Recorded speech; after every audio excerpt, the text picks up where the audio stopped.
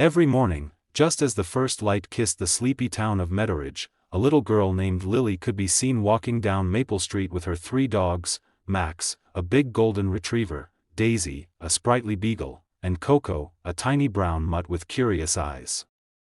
Her pink backpack bounced on her shoulders, and her laughter often echoed through the misty air. To anyone passing by, it was the sweetest sight, an innocent girl walking her beloved pets before school. But no one knew what happened after she turned the corner past the old bakery. No one knew that behind that smile and those wagging tails was a secret that would soon change the entire town forever. At first, people admired her dedication.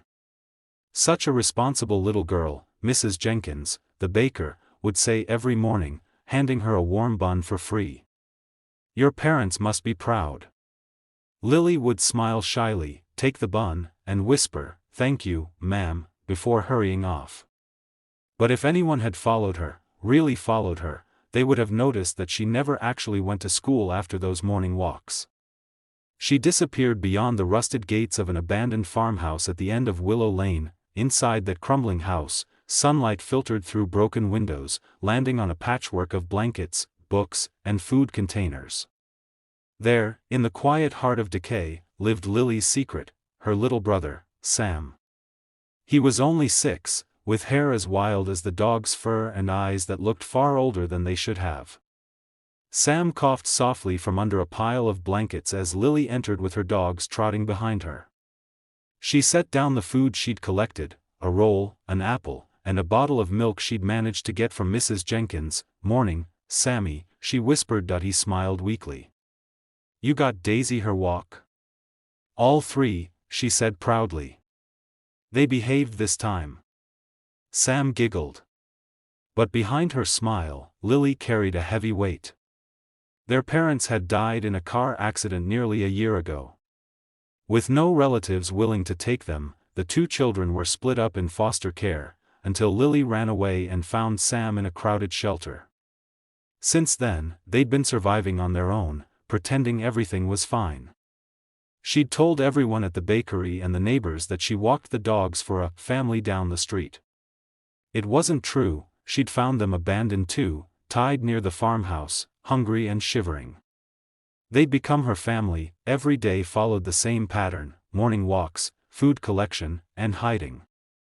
Lily read Sam stories from the books she scavenged, tended to his cough with makeshift remedies, and kept the dogs quiet when strangers passed by. She'd even drawn up lesson plans, teaching him letters on scraps of cardboard. The farmhouse had become their world, lonely, fragile, but full of love. Then one morning, something changed. The mayor's wife, out on her usual jog, noticed Lily coming from the farmhouse instead of school. She frowned, curious. Later that day, she mentioned it to the police chief, who decided to check things out. That evening, as Lily returned from the bakery with a small bag of food, she saw flashing lights in the distance. Panic surged through her chest. She ran through the bushes, calling for Sam, but it was too late. 2 officers were already there, kneeling beside the little boy as paramedics checked his breathing. He was pale, trembling, clutching Daisy's paw. "Ma'am, step back," one officer shouted as Lily rushed forward, tears streaming down her cheeks. "He's okay, just malnourished and sick." "Where are your parents, sweetheart?" Lily couldn't speak. All she could do was hold Sam's hand and whisper, "I'm sorry, I didn't mean to hide." The story spread like wildfire through Meadowridge. People were shocked. The sweet girl they'd seen every morning, living alone with her brother and dogs in an abandoned house? How could no one have known? Mrs. Jenkins cried for days, remembering how she'd handed Lily food without ever wondering why she never ate it herself. Neighbors came forward offering help, shelter, anything to make things right. When the town's social workers got involved, Lily was terrified they'd separate her from Sam again. "Please," she begged, "we'll be good. We'll stay anywhere, just not apart." For a long time, no one answered. Then Mrs. Jenkins stepped up, her voice trembling. "They can stay with me," she said. "No more running, no more hiding. You'll have a home. Weeks passed, and Lily slowly learned to trust again. Sam recovered, the dogs slept by the fireplace instead of cold floors, and laughter returned to their lives. Every morning, Lily still walked the dogs, this time through the park, where other children played. People waved and smiled, and though her past still lingered like a shadow, she held her head high. One crisp morning months later, a reporter asked her, "Why did you do it, Lily? Why hide for so long?"